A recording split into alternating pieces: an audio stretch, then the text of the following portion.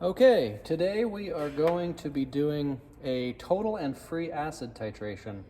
The bath I've selected to do that on today is a Keycoat 40 bath, which is a manganese phosphate.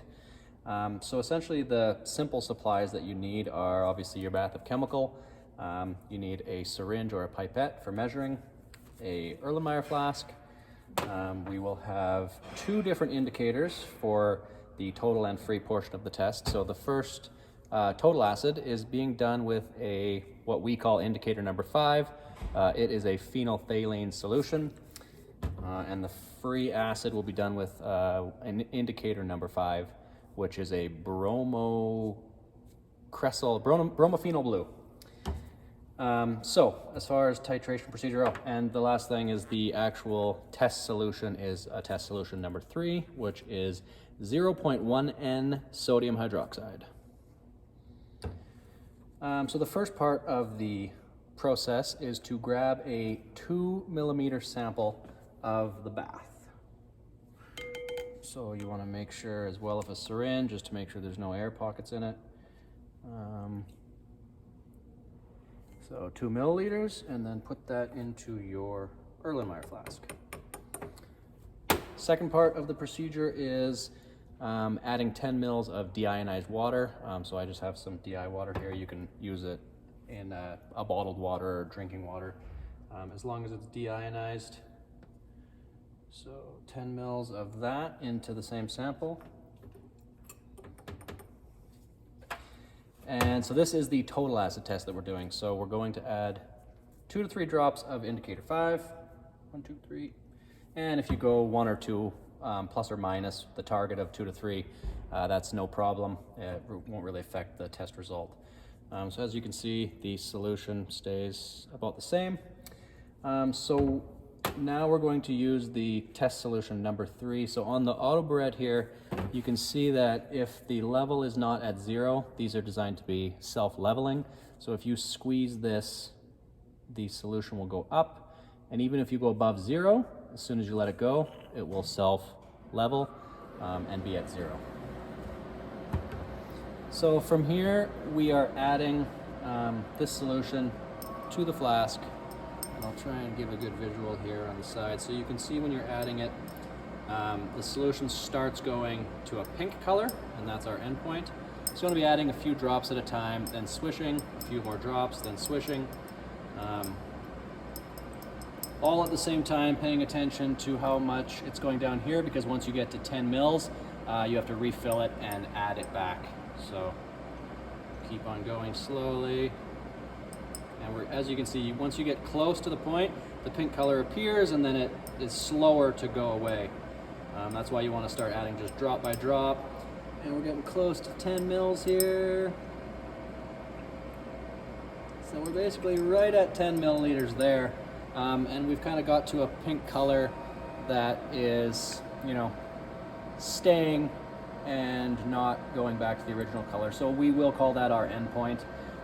Essentially, looking at how many milliliters was added, it is right at the 10 mark. And with this product specifically, the Keycoat 40, every 1 milliliter of the titration is actually equivalent to the same percent by volume. So 10 milliliters is 10% by volume. So you're going to take that and log that onto your internal QA sheet, and then we will move on to the free acid titration.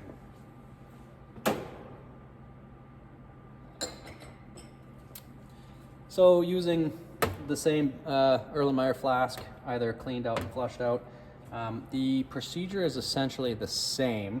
So we're grabbing 2 ml bath sample, adding the DI water, but this time we're going to be adding the different indicator, which will tell us our free acid amount. So again, 2 ml, make sure there's no air pockets. And then 10 milliliters of the DI water. And then, like I said, this time we're adding the indicator number 1, bromophenol blue. Same thing, target 2 to 3 drops. If you go plus or minus 1 or 2, that's fine. So as you can see with this one, when you add that in, it actually will change to a yellow color.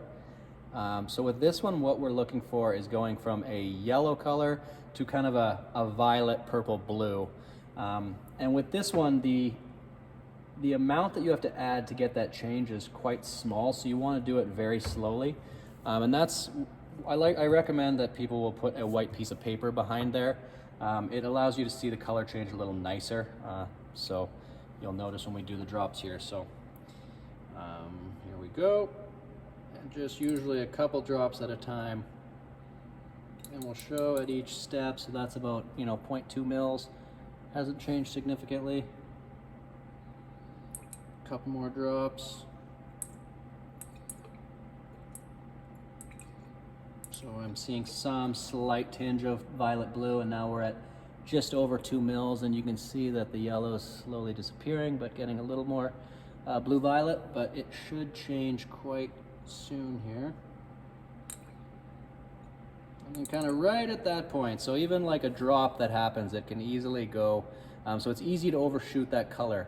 So you want to take that as your end point, so we are at 2.4 mils. So then what we're going to do with those numbers is, with manganese phosphate like this, there is a ratio that we try and meet. So we want that ratio to be at 6.5 or higher. So you can do that calculation. So if we were at 10 mils on the titration and about 2.5, I do not have a calculator here, but I believe that ratio is higher than 6.5. So that would be good as far as operation goes. So in the case with manganese phosphate, if the free acid becomes too high and the ratio is below 6.5, what can happen is you can actually get pore adhesion on your phosphate coating. So when that happens, you need to add basically a free acid reducer to the actual bath itself. And that product is called Keycote 65. And you'll see that in your operating manual on how much to add to reduce that free acid amount and increase the ratio, if that makes sense. So we'll end this video at this point, and another titration we will do after this is on iron titration. Hopefully this is helpful.